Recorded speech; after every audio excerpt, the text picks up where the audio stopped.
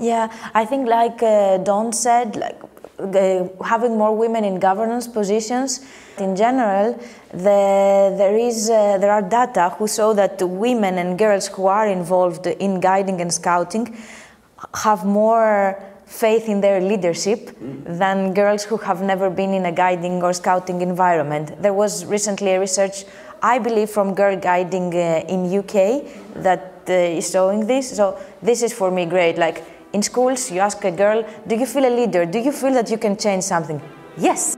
What's good, dear Dovies? A warm welcome to another entry into the Diary of Volunteers on Earth.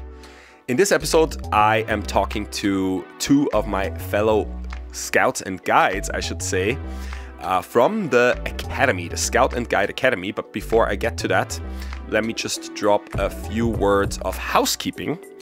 For those of you who have been listening to Dove from the very beginning, you might know that the first anniversary, the first birthday of the Diary of Volunteers on Earth is coming up. I launched this podcast on 5th of December, a year ago, on the International Volunteers Day. And after a year, I think it's time to, well, kind of step up my game, maybe take the next step with Dove. And for that, I need your help. I need my community, I need my Dovies, I need my listeners, and I need your opinion on what you would like more of, what you would like less of.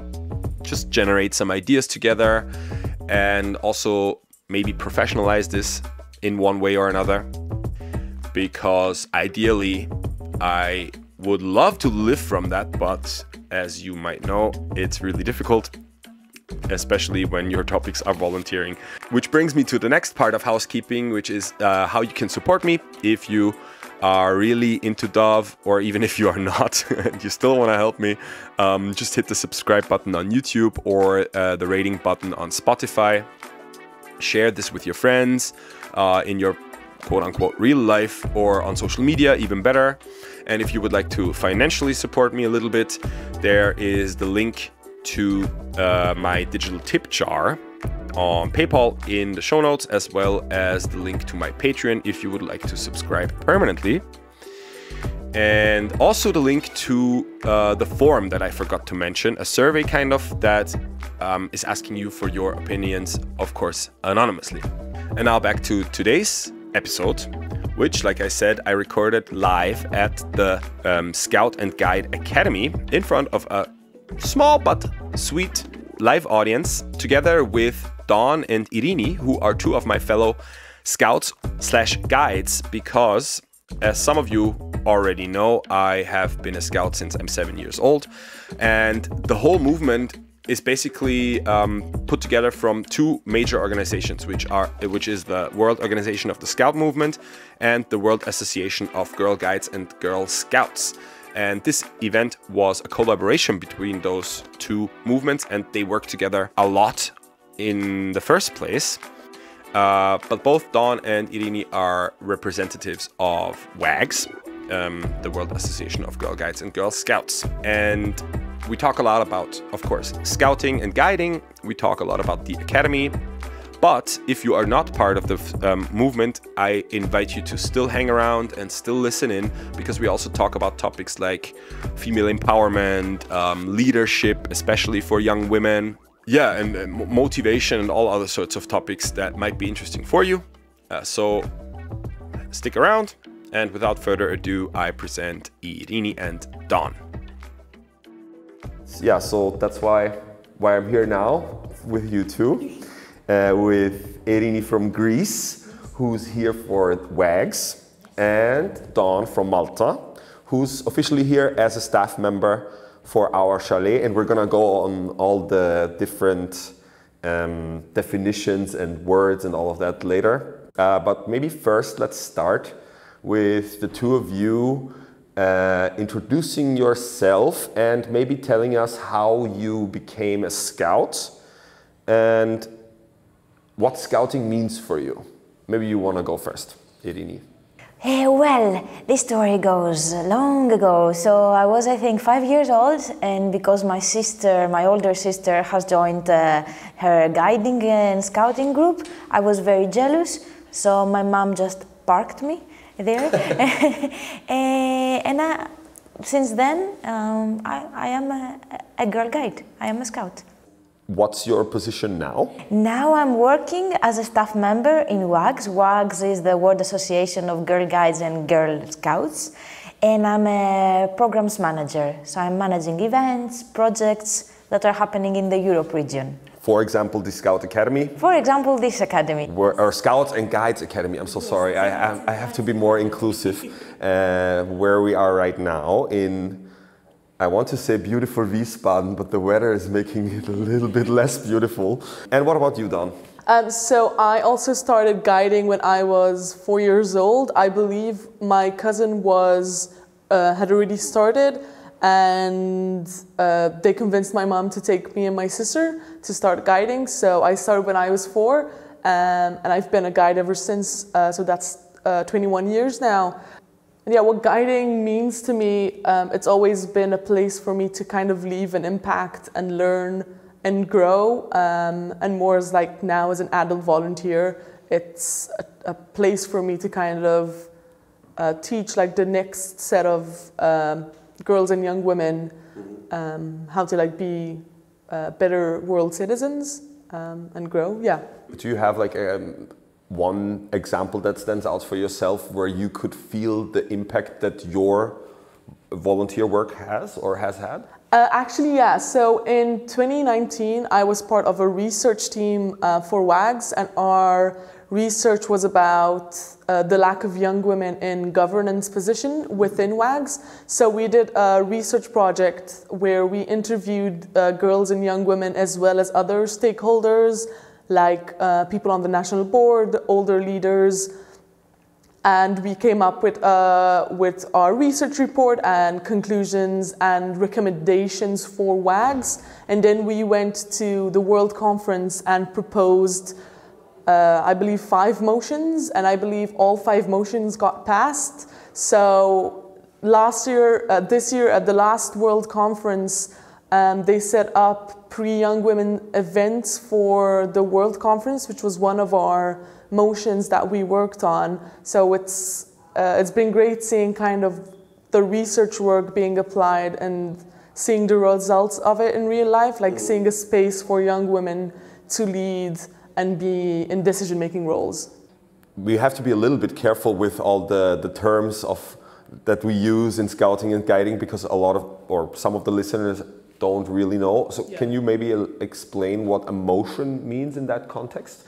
What a motion is, let's say in our context, was a recommendation, and it's basically a proposal. Mm-hmm. So you put forward a proposal. So for example, for the pre-events, we put this proposal to the World Conference, which is the highest decision-making body in WAGS, and we proposed to them that before each international event for WAGS, there should be a pre-event where young women get to kind of meet together and discuss the main event so that they are prepared and know what's coming.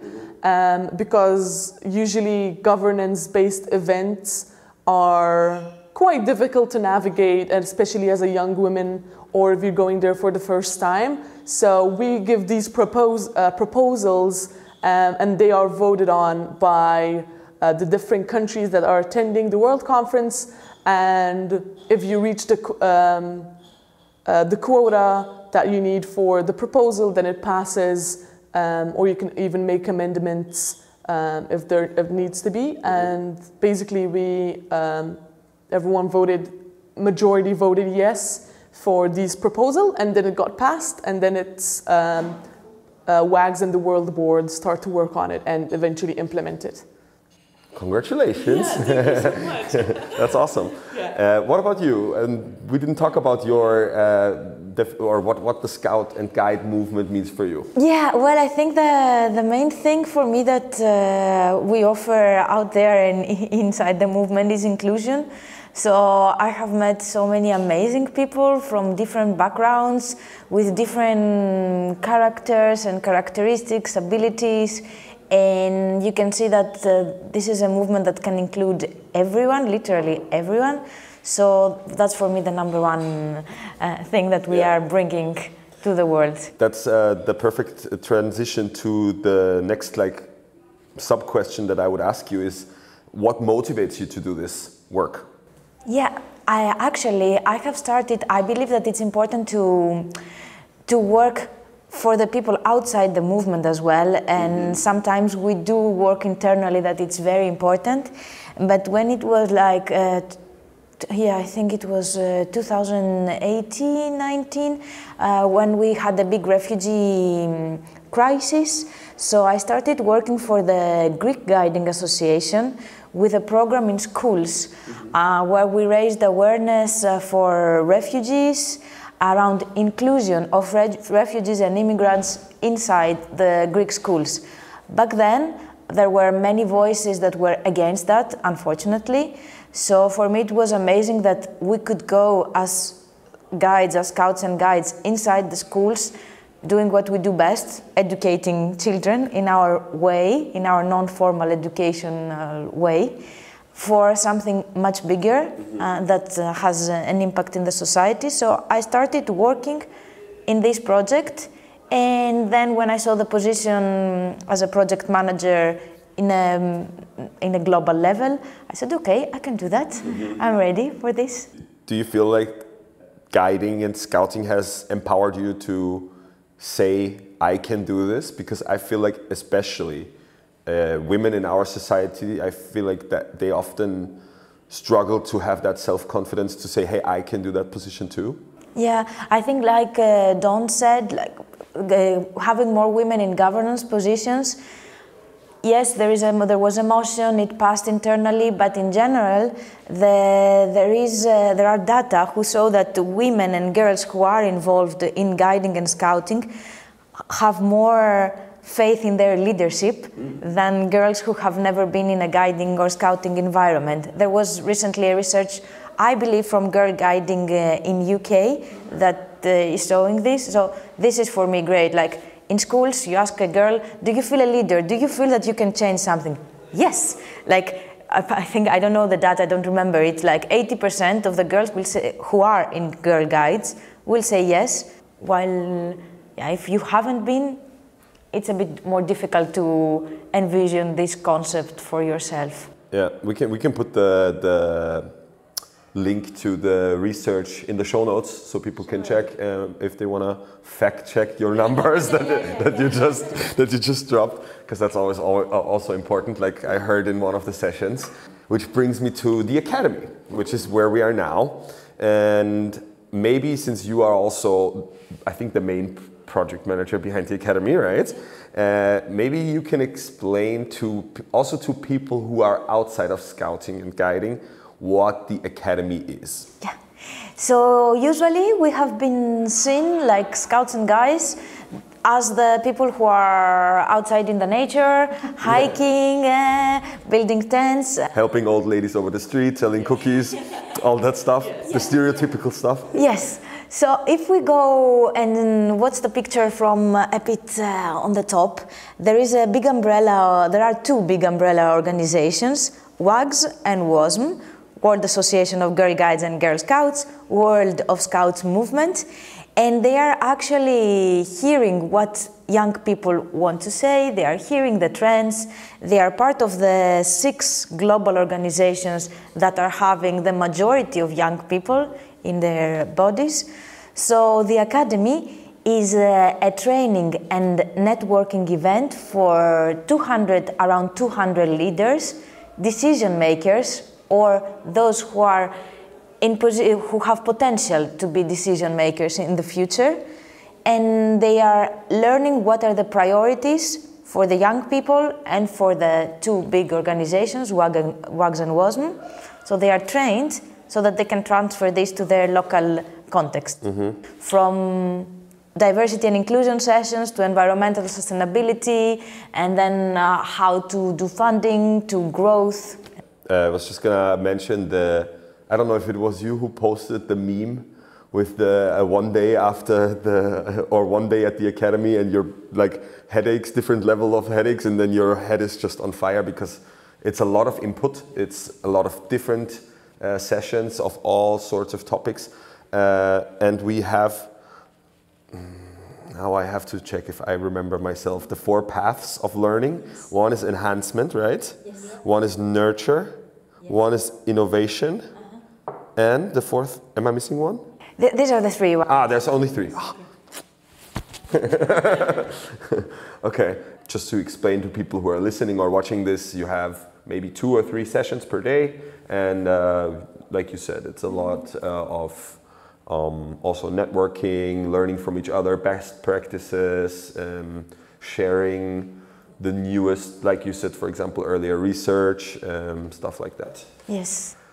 You have also been part as a participant, Dawn, yes. And you have had the chance to join some of the sessions. And I want to ask you, what has your favorite session been so far? I think mine has been actually the one I had today, which was preparing for the unprepared. So the session was all about kind of how as an organization or an MO, you basically make sure that you are ready for whatever happens within your organization. And it was delivered by someone from the European Scout region. And they showed us basically a workshop, a toolkit that's being worked on right now. And they showed us the like a cycle that we need, that like goes over the different steps that you need to be aware of so that you are prepared for, it's called the Resiliency Cycle. So like different steps within this cycle of how an MO or organization can be prepared for the unplanned. And yeah, and like we also had a chance to kind of reflect back on our MOs back home, or like our organization or where we work, on like how resilient we think we are based on a very easy like scoring system. So it was something that I kind of never worked on being resilient as an MO.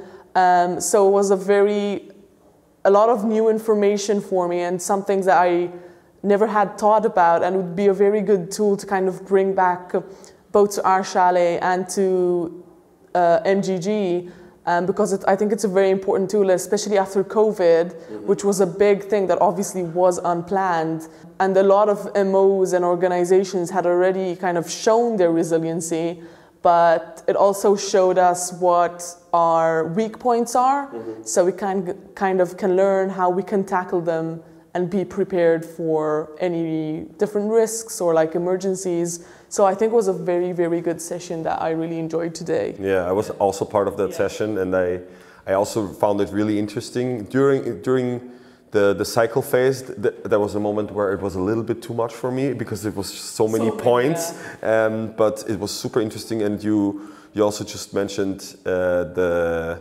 the introduction of that session, be prepared, which is also one of the key phrases in guiding and scouting. And I found it very interesting how much is going on that actually probably most scouts and guides out there don't have no clue about, that there's so much happening all the time. I had no idea about so many of the things that are happening, and I actually didn't know about the academy until last year when I randomly saw it on Facebook. That it happened in Lithuania, I believe. Yeah, and then I was like, wow, that's so cool. And maybe to pass the ball back to you, is there somewhere where people, if maybe someone is listening out there who's a scout or a guide, and they are like, wow, they feel the same as me last year. Is there somewhere where they can check those opportunities? Is there already a platform in place? Well, actually our social media are up to date, so we are advertising any opportunities on the social media of WAGS Europe and WASM Europe, so they can check everything there. And then there is weconnect.com. I think. I'm also going to put it in the show notes, that they can find the joint opportunities that are arising. Let me check as well that it's that. We're doing the live fact check here. No misinformation in this podcast ever. Yeah, no, weconnect.eu. .eu, okay, weconnect.eu. So they can go on there, for example, yes, and check what there is. And then how would someone go about in applying? Is that different for all the National Scout organizations? There's no one formula or it depends. Form? Yeah, it depends on the national organization. So some organizations are having it completely open, so they just apply to the general call that WAGS and WASM are circulating. Mm-hmm. Other organizations, they prefer to select first their participant through an open call or through a direct recruitment. So yeah, it depends. Mm-hmm. You are also already talking about your position at our chalet. Maybe you want to talk a little bit about what that is and in what institution, I guess, that is embedded within scouting and guiding, or guiding in that case. Yeah, so our chalet is one of the 5 world centers for WAGs, which is the World Association of Girl Guides and Girl Scouts. It is the first world center that WAGs has opened, and it's located in Adelboden, Switzerland. So what the world centers are, so they're basically like a hub and a space for Girl Guides and Girl Scouts to come, learn new things, have fun, be adventurous, learn new things. So a big focus of our chalet is adventure, outdoor adventure and environment and leadership. So all of the world centers basically run by volunteers. Mm-hmm. So a lot of the work at the world centers are done by volunteers. So what that means is every season, for the case for our chalet, we have a group of around 10 to 12 volunteers from all over the world that come to our chalet. They live there, and what they do, they cook for our guests, they clean, they prepare the bedrooms, they run our programs. So we have different programs that we run throughout the year. So for example, our most popular type of events are our summer programs, where it's a 6-night program with diverse activities. For example, we can go hiking, kayaking, visit close by cities, do survival skills, whilst also kind of being in a guiding and scouting environment. Basically it's also just a place for people to use as like an accommodation / hostel type. Mm-hmm. You can also come and camp on our campsite. It's just a place to kind of come and have fun in the Swiss Alps. Mm-hmm. We take a lot of pride in our volunteer program. Whilst the volunteers are working at our chalet, they also develop a lot of leadership skills. So we give them training, like WAGS training, or basically any type of training that they require to be excellent leaders back home. Mm-hmm. So that's basically what the World Centers are about. I've got 2, maybe 3 questions on that. Yeah, go ahead. Is it exclusive for Girl Guides and Girl Scouts, or could I, for example, also apply to volunteer? Yeah. So for volunteers, you have to be 18 years old or older to apply. Mm-hmm. You can be from any part of the world, and as long as you are as a part of WAGS or WASM, you can apply to be a volunteer. So we accept male volunteers, female volunteers, all types of volunteers. Even if you are not part of guiding and scouting, you can still come and visit and stay at the chalet. So you're more than welcome to kind of get your family for a holiday, or like come visit for a day to kind of see what it is. So it's literally a place for everyone. Cool. Is that the same at the other World Centers? World Centers, yes, yeah. World Centers. One is in Mexico. So yeah, one is in Cuernavaca, Mexico. That's called Nuestra Cabaña. And then we have one in India, which is called Sangam. We have one in London, which is called Pax Lodge. there's Chalet in Switzerland, and then there's Kusafiri in Africa. So the Kusafiri is the latest World Center, and it doesn't have a permanent location in Africa yet. So it moves from country to country, hosting different events around different countries. Someone told me that now for the first time they are in Ghana for a longer period of time. Is that correct? I believe so, but we might have to fact check the permanent location they might be at. I don't know if, someone said for 3 years they're now going to be in Ghana, starting of this year, just a few months ago. I don't know, maybe. But I'll do some research about I'll also put that in the show notes for sure, because that's super interesting. Yeah. And also the opportunity to, like you said, for example, bring your family and just go there to visit is super cool in my mind, anyways. Yeah. Awesome. Or as we say, it's like a home outside home. Exactly. Nice. Yes. It definitely feels like home, especially when you work there. Yeah. There's a sort of, especially when you're working in literally in a guiding and scouting environment, even though I'm not from Switzerland and I moved away from home, it still feels very homey just because everyone has these same shared values. Yeah. And it's just amazing. For me, that's one of the biggest parts about guiding and scouting, is that wherever you go, you will find for sure people who share the same values. And also, and that you put a big emphasis on that here also at the Academy, which I liked, that it's always a safe space, and in this case also a brave space, which I've not heard before. Do you want to say what that means? Or maybe also in the broader context, what a brave space could be in other like conferences, meetings, events, whatever? Sure. Well, in terms of safeguarding, we were reflecting how we can be not only safe but brave. And what does it mean by being brave? It's like doing the step forward. Being safe, it's okay, I'm here, I feel okay. Being brave, it's a step forward. It has to do a lot, it's based a lot on the concept of trust and respect. Mm-hmm. So that's the basis. And then it's not something that it comes from the planning team, it's something that comes from the participants. So a brave space, there are ground rules that we are building all together for empowering ourselves and empowering others in this setting, in these 5 days or in a week or in even 2 days.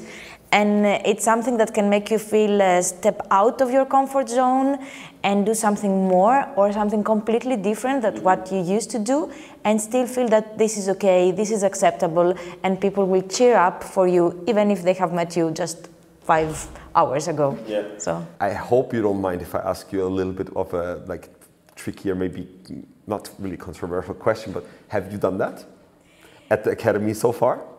Have you stepped outside of your comfort zone? I think I have. Yeah? Well, because we are different people. Like I'm managing the planning team as well, so we are different people in this setting. And maybe I have my ideas. Coming here, I have my ideas. I have my background. Or even, for example, I like to be in chaos, in like a lot of noise, and this is not something that everyone appreciates. So even that, I have to do lots of times, like step backs and think a completely different way, use my creative mindset and hat to find other ways. Nice. That was also part of one of the sessions that I attended, was the flexibility, emotional flexibility and rigid mindset, or something like that, or facing the rigid mindset. And I think that goes along with that as well, that you just, you have 200, 300 people here. Everybody is an individual. We may share the same values, but that doesn't mean that we're all the same, and that we have to make sure to take care of each other. We have to make sure to...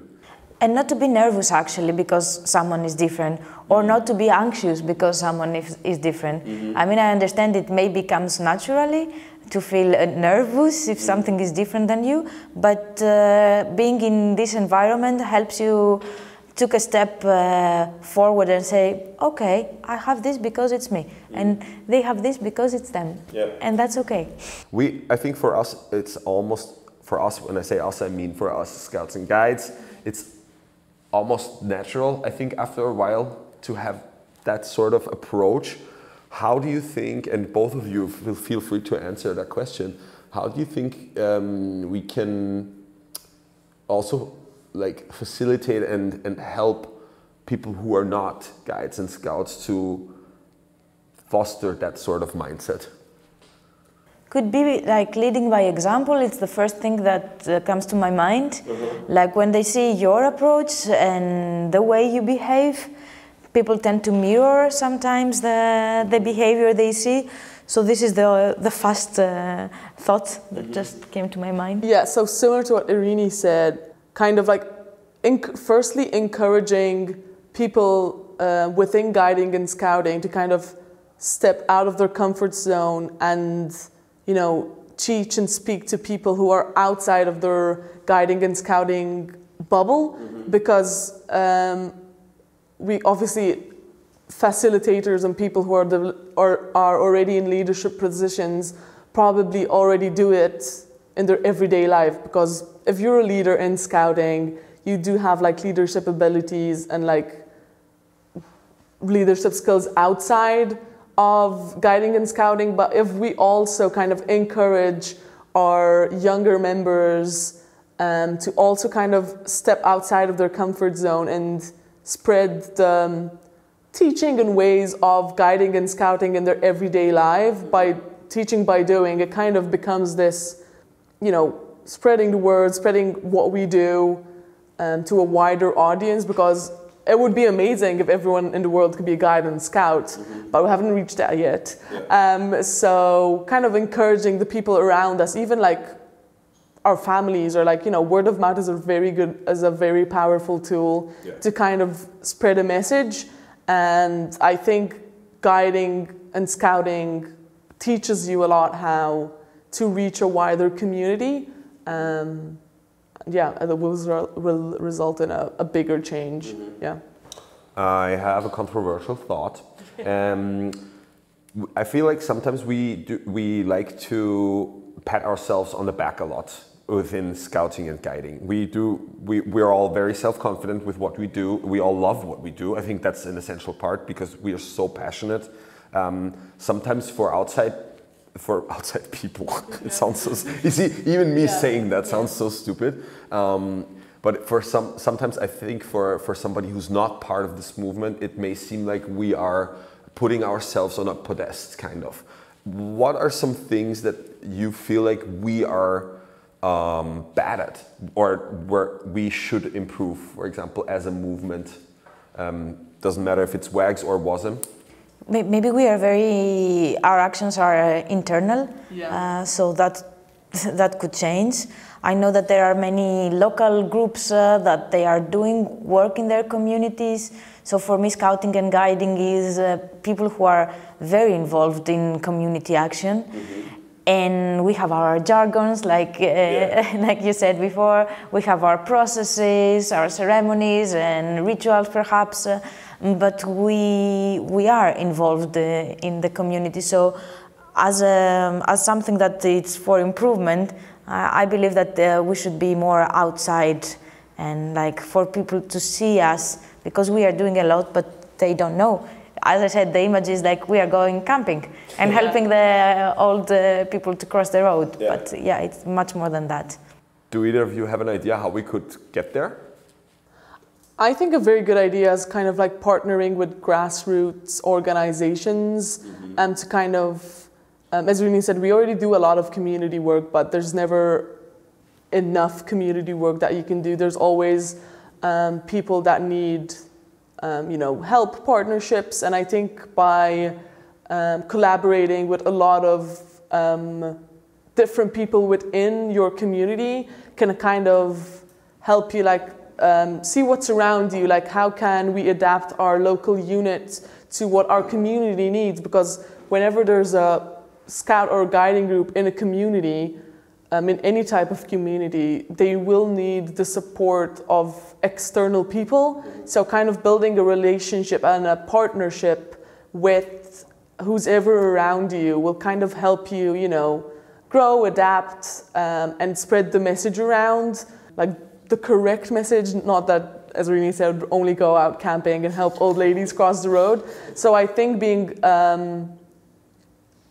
part of, because also as guidance scouts, we kind of love to stick to our own communities, because obviously, you know, we see each other every week, so we get too comfortable with each other. So kind of taking that step forward and providing a brave space and kind of doing an extra step. Okay, so let's try to apply what we're learning within our unit or troop and teach it to the community, or like get people from outside to teach us about different things. So I think learning from our community and partnering with them is a very good way to get out of our safety net. Yeah.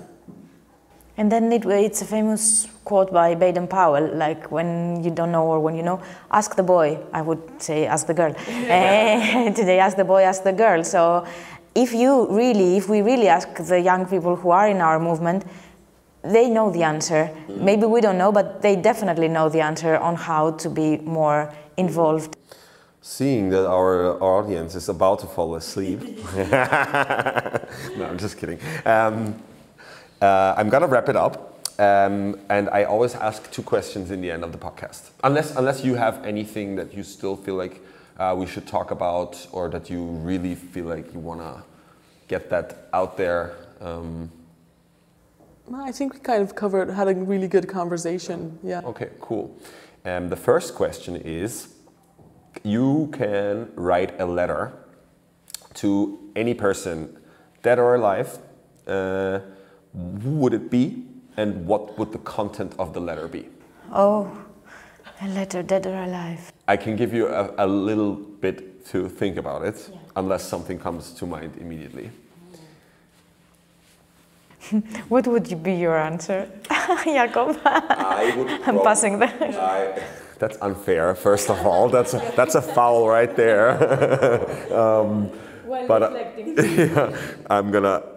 What a lot of people do, I can tell you, is that they actually write letters to their future or past selves. Aww. That's an option that a lot of people choose.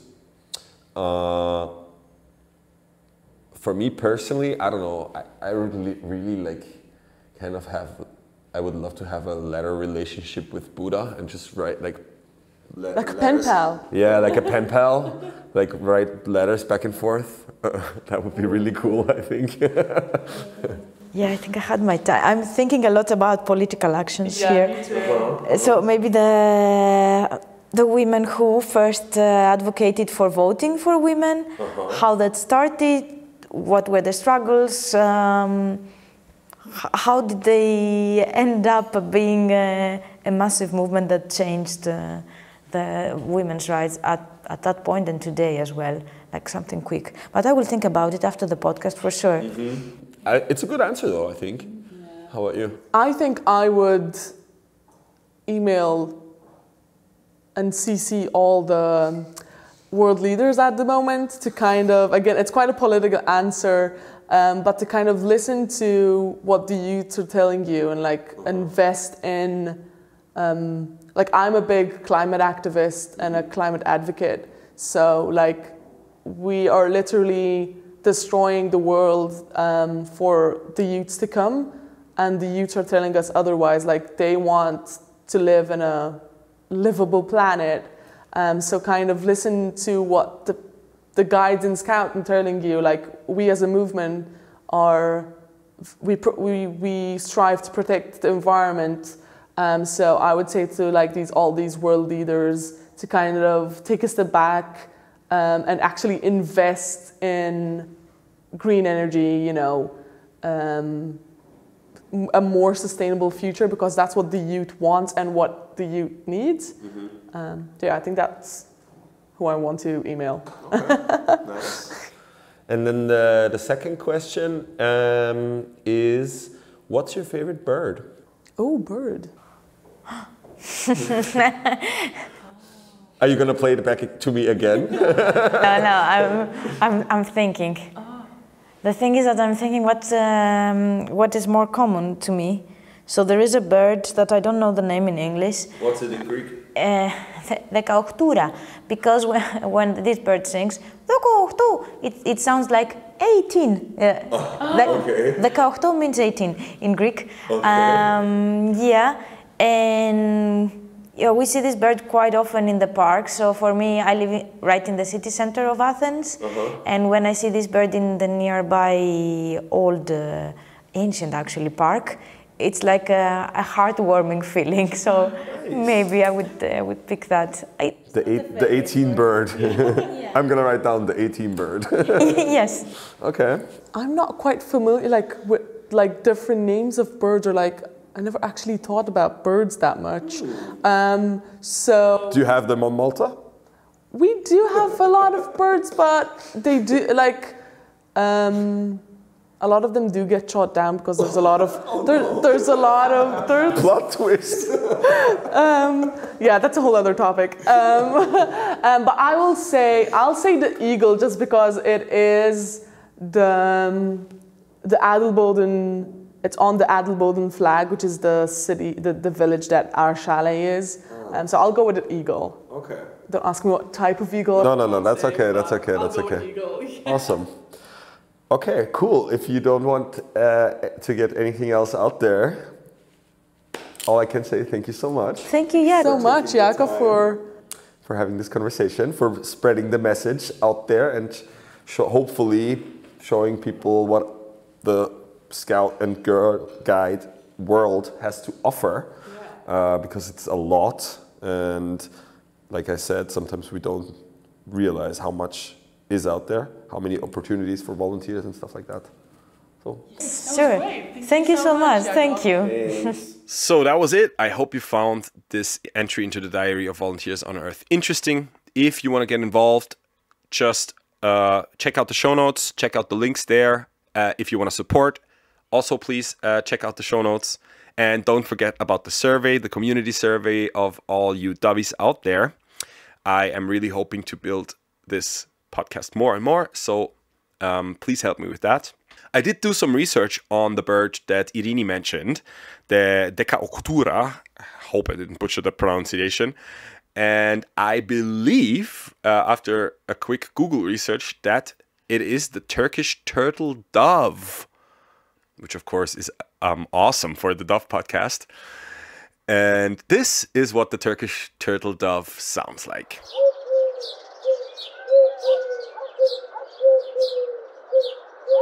Again, thank you for tuning in. Thank you for sticking around. Thank you for supporting. Until next time, much peace, much dove, much love. Jakob.